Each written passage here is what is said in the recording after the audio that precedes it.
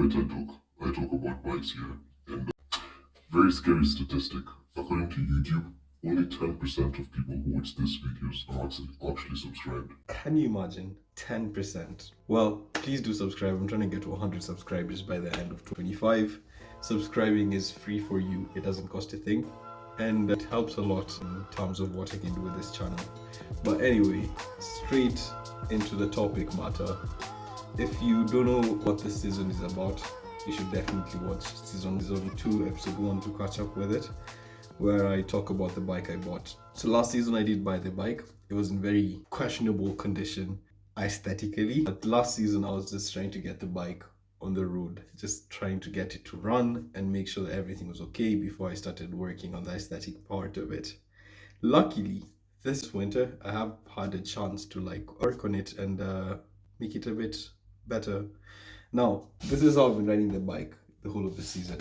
And if you look at it closely, you'll notice it's missing a few panels. This is how the panels are supposed to look like. No, the panels are not on the bike because they still have the gross brown paint painted on them. In case the guy who stole the bike watches my videos, I want to know why of all the colors you chose to paint it, you chose brown. Because I feel like a hot red would have looked good. Even a black one. Black would have looked quite good as well, and it's very inconspicuous. Like, there's so many black bikes out there. Brown is just gross, and the previous owner of the bike said it looked a lot like diarrhea. But anyway, moving forward, that's why I don't have it on the bike. So I kept the pieces that I was able to get the paint off on the bike.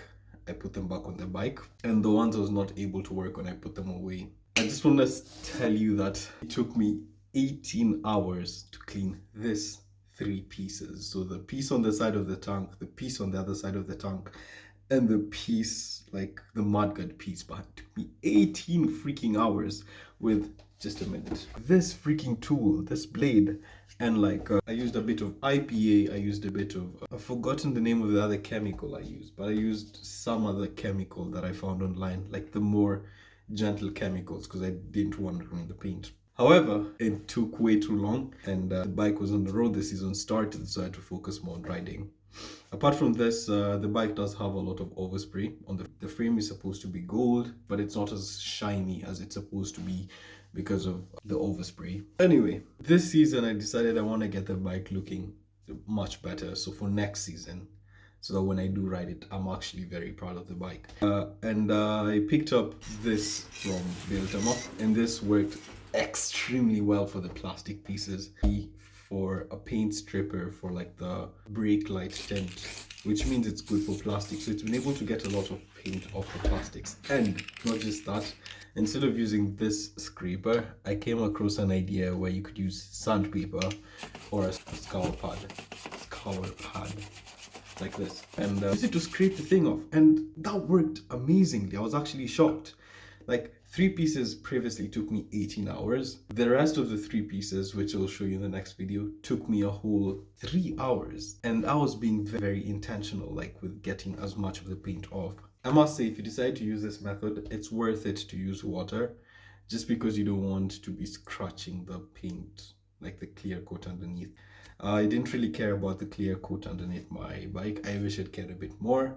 But it was already ruined. I was okay ruining it further because I'm going to do something about it, which I'm going to tell you guys at the end of the video. So what next? Next week, I'll probably go there and I'll clean up the pieces a bit more. But between now and next week, I need to decide on a color for the bike, because I've decided I am going to wrap the plastic pieces of the bike. I have seen this dragon red color, looks very nice. Someone has told me about carbon fiber wrap, which is a bit tacky, but it also looks really good because it's only for the plastic pieces. And lastly, I have this midnight purple sort of color. Let me know what color you guys think would look good. And if you have any tips about wrapping a bike, let me know down in the comment section. That's it for today. I really don't have a lot. I just wanted to make a video for the consistency, and yeah, do drop a sub.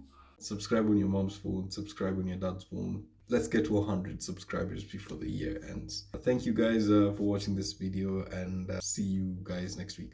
Cheers.